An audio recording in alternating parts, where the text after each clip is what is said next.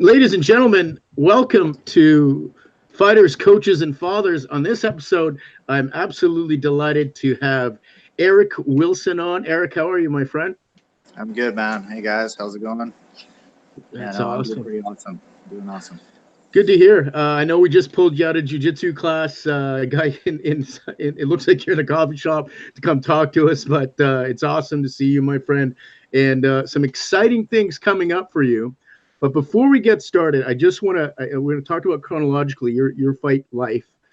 But before we get started, you and I, man, I was commentating your fight in Saskatoon for MFC1, this unbelievable back and forth battle with Chad and Hilliger, which was an awesome fight of the night, in my opinion. And I was talking to AJ about that fight the other day, and he goes, "What nobody realizes about that is, as much as Eric was focused and ready for that fight, there was a bit of a distraction that most of the people didn't realize." You want to talk a little bit about that? Well, you know what? I'm one to just kind of take things as they are and go with the flow. Um, that was a little bit of a surprise. I walked out there. There's my daughter's mom, who we'd been separated for a couple of years. And we went through this crazy custody battle in court, and it was just unnecessary in my opinion. But it wasn't pleasant by any means. So as I'm walking out, or sorry, as I picked my daughter up that morning, she kind of commented to me and said, "I'll see you later." And I didn't really know what she meant. I just kind of, I take everything with a grain of salt, right? So, but as I was walking out to the ring, I get in and I see this girl walk up to the ropes, and it was her. And she gets inside. She's got the ring card, so obviously she's the ring card girl. And I just kind of turned to my coach and I was like, "What's going on here, man?" He looks at me. He's like, "Don't even worry about it." And so, I mean, it didn't. I don't think it really took away from my abilities, and I don't think that was the reason I lost by any means. Chad was the better fighter that night. He came in with a solid game plan. He was amazing that night. It was definitely his fight. But just that initial reaction was like, "Whoa, this is kind of weird," just unexpected.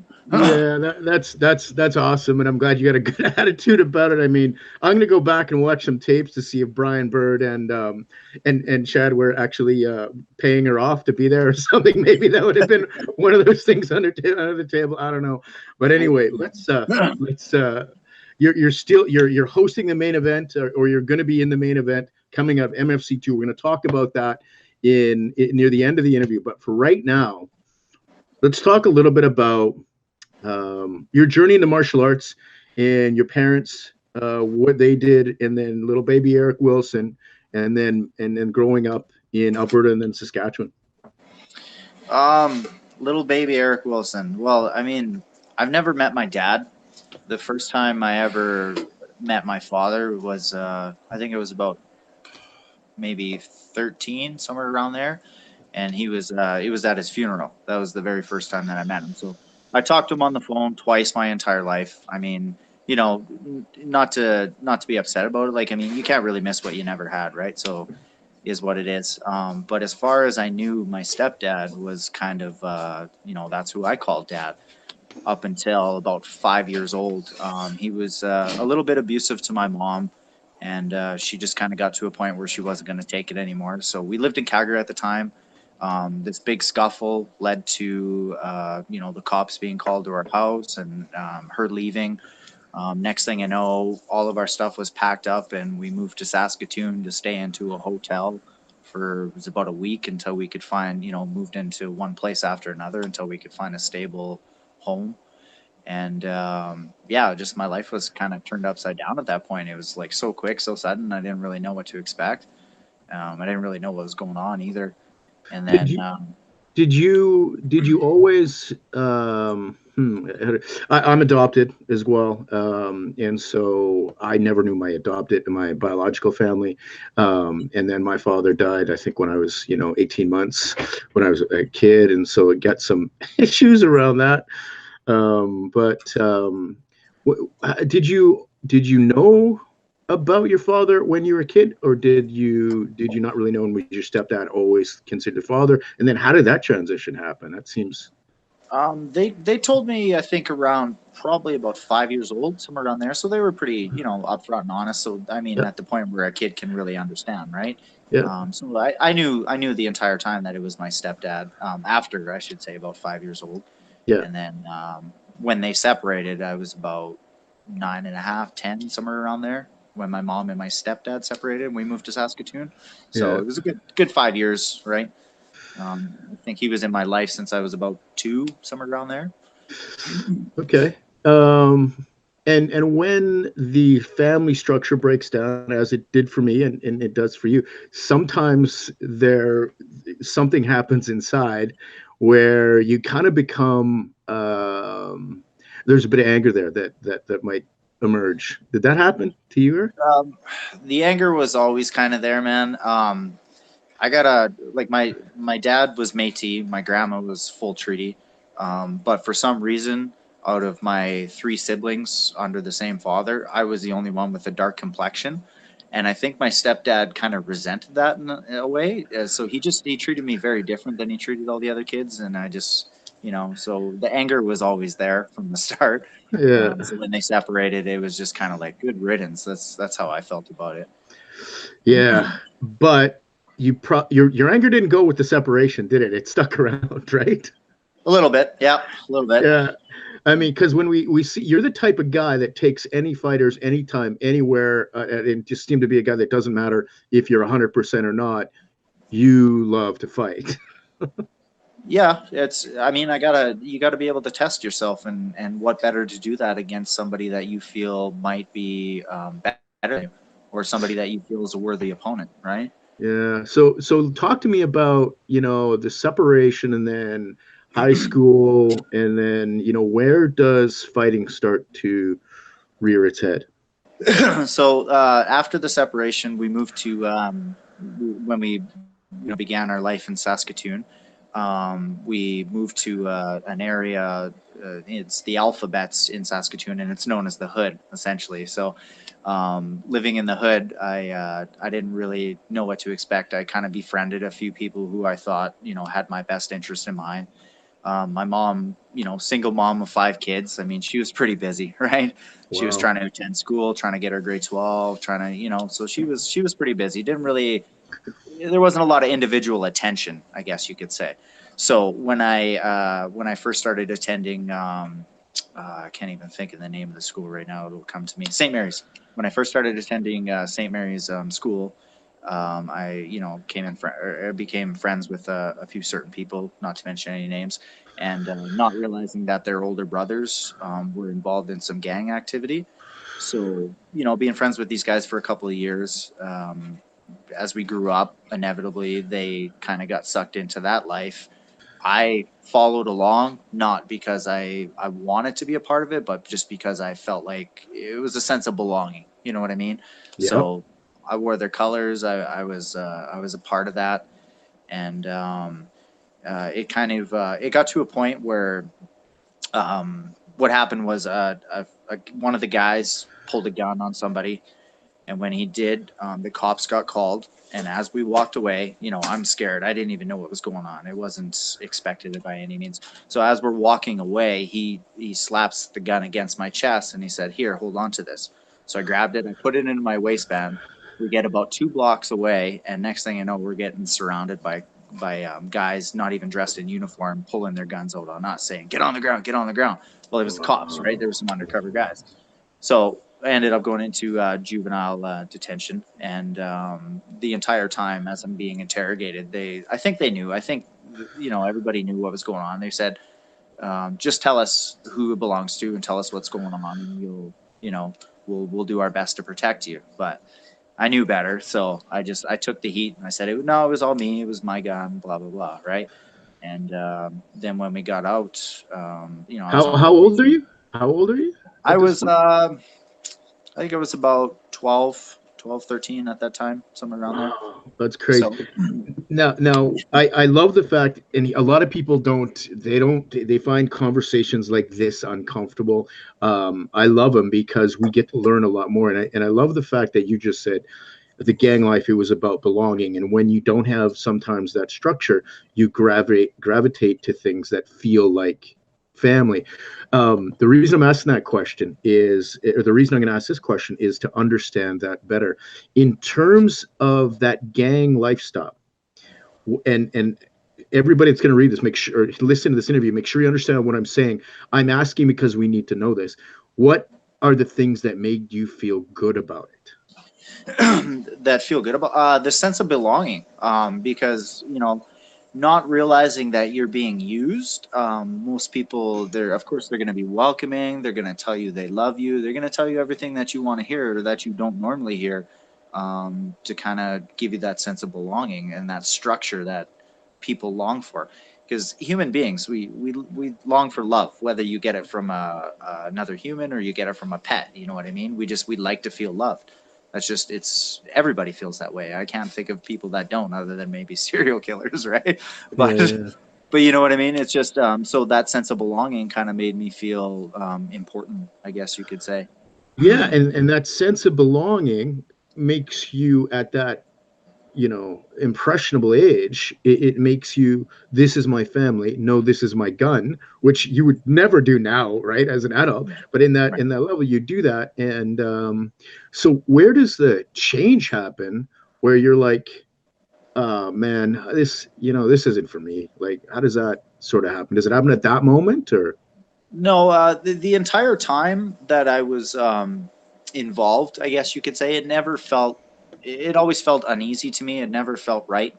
I always had good intentions. So even though, I was walking around wearing colors and stuff like that, I would still say hello to people. I never tried to beef out my chest and be that guy. I would guess the only reason I wore the colors was just kind of like, here's my protection, don't mess with me, because living in the hood, it didn't matter what age you were. Guys were taking your jackets, they were taking your shoes, 40 below. I remember walking home in my socks because I got robbed by a 25 or 30-year-old dude, right? So it was that protection, I guess, is what I liked about it. And then where the transition came for me would have been one of the workers from Saskatoon. I can't think of his name to this day. If I could remember it, I would find the guy and thank him. He brought me to two different jobs, where I was like building pallets and things like that. And it wasn't for me. So then the third place that he brought me to was a boxing club. It was called Saskatoon Boxing. So it was Luke's gym. And we get there, and he paid for my first month's membership. And I went every day. He just said, all I ask for you, man, is you just go every day. Do your thing at school, do whatever you do at home. Just show up at this club every day, use up the money that I paid out of my own pocket, and then we'll see what happens from there. So towards the end of my membership, I liked it. And I remember going to the boxing instructor, Luke was his name, and I just said, hey, man, I got like a couple of days left. I'm not going to be training here anymore because my mom can't afford it. I can't afford it. Thank you for everything. I appreciate it. And so he said to me, he's like, well, how much money you got in your pocket? I had like maybe a buck 50 for a Slurpee or something like that at the time, right? And so I told him, and he said, okay, your dues are paid. So I gave him that money, and I kept training. And that legitimate care that they had for me, and Yeah. that feeling of belonging really showed me that there was something better than being involved in the gangs and things like that. So I think that's kind of that was my turning point. Although I didn't go home and say I'm done with all of this, because it doesn't work like that. Yeah. I knew that I was going to start gravitating in that direction.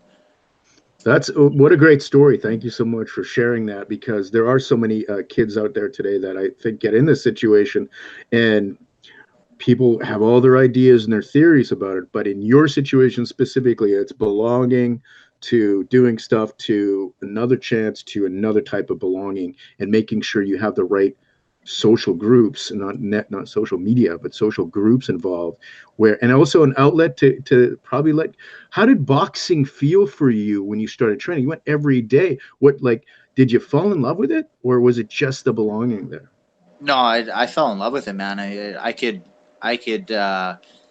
could express myself and vent my anger in a positive environment, and nobody tell me that I was wrong or that I was being bad, or not feeling guilty about it.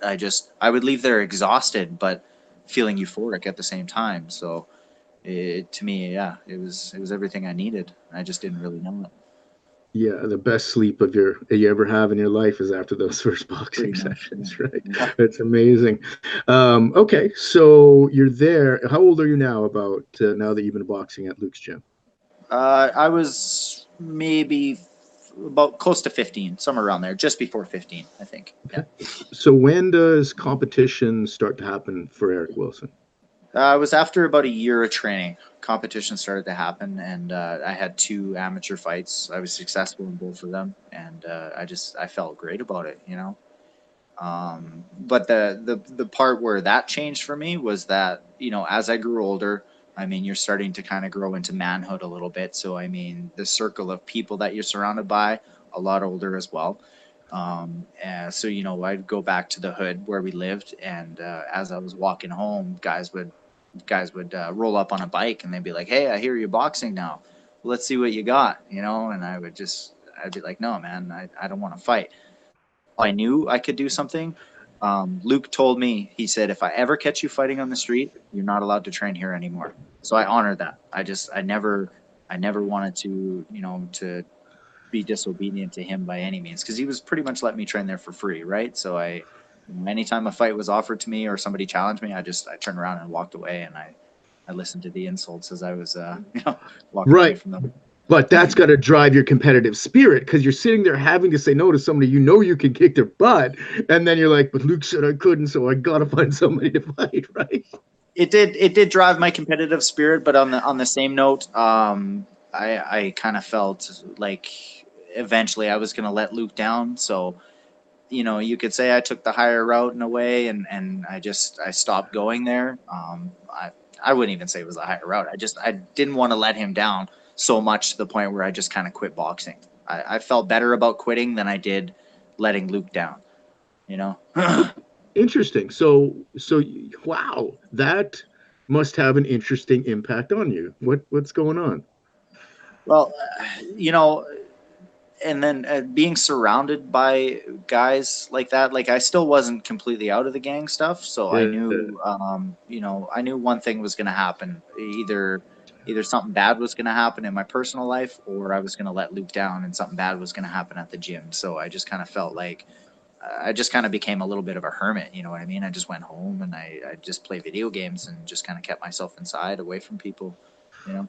Well, yeah, but you didn't do that for too long. I mean, where was the transition change there after you played some video games and I don't want to do this anymore? Well, when the guys realized that I didn't really want to be a part of what they were doing anymore, they started to they started to turn on me a little bit.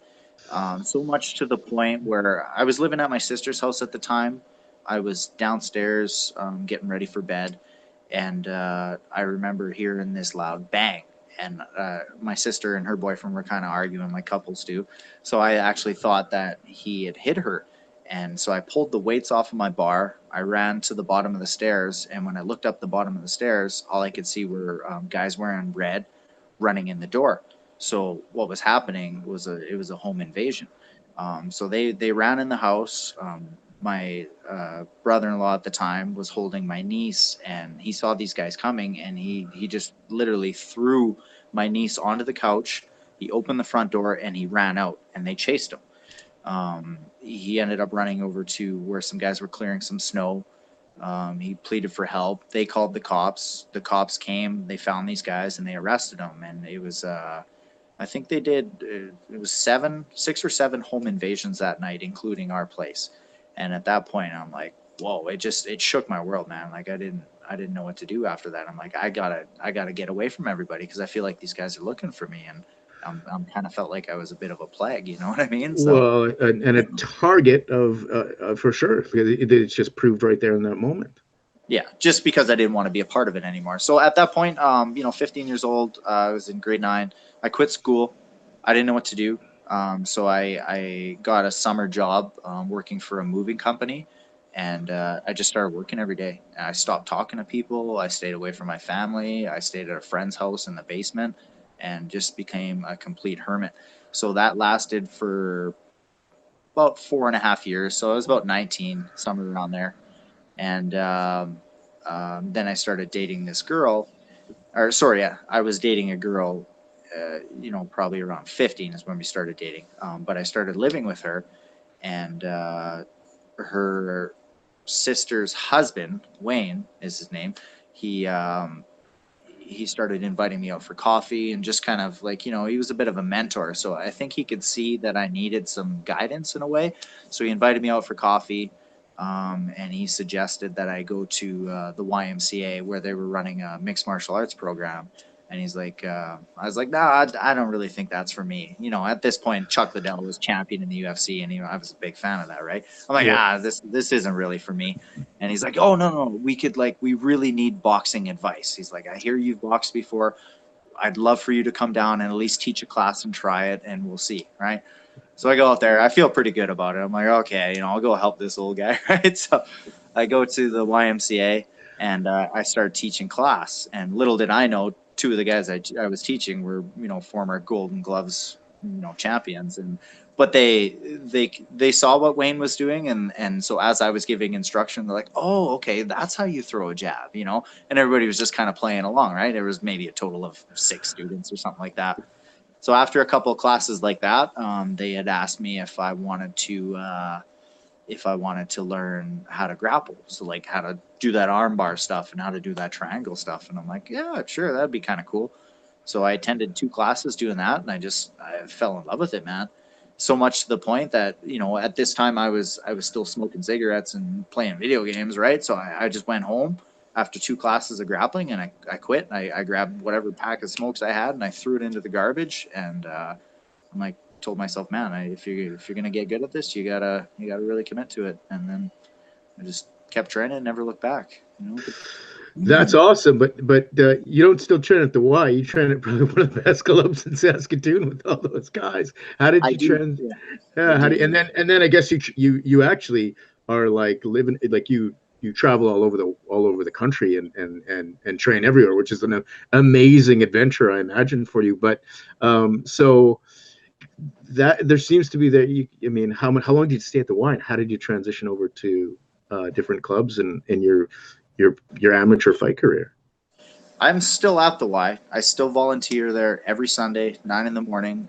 So I encourage anybody to come out, That's you know, that's especially troubled awesome. youth and stuff like that. I've tried reaching out to like White Buffalo, just, you know, any groups within Saskatoon and say, hey, come on down. Like maybe there's another Eric Wilson story out there, right? Yeah.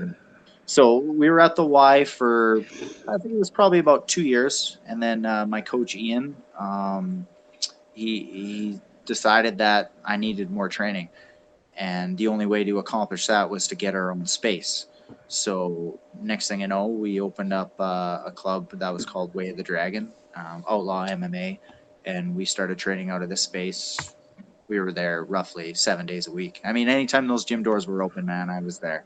You know, I was there till closing. I loved it, right? And so, you know, upon committing more to training, he decided that it might be best to go pro, because the amateur circuit in Saskatchewan it And, wasn't very strong at that point, right?